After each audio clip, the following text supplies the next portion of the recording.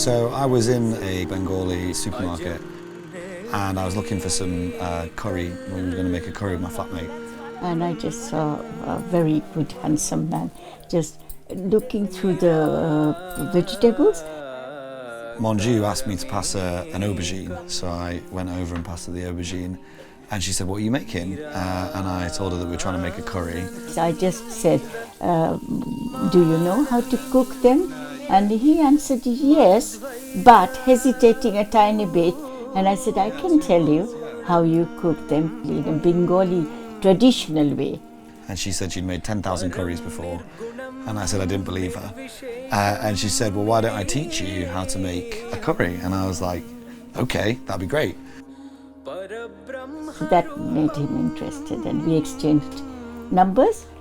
3 days later, I get a phone call just saying, "When are you coming over?" And we started cooking together. And straight away we went in and we cooked 3 curries in under an hour. So then we became mother and child. It was very nice.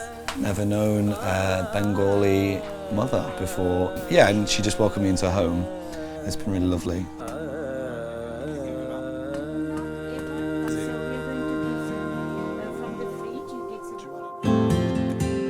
Manju's and Tom's story inspired us to create ShareThyme. ShareThyme is a platform that connects people through cooking. Whether you're someone who wants to learn how to cook or an older person who would like to share knowledge and skills, ShareThyme is a simple way to connect. I must admit I was a bit nervous when I was walking up to the door, but Denny's so lovely that it was just straight away very easy. He's got some fresh new ideas. It's been a pleasure exchanging them with him.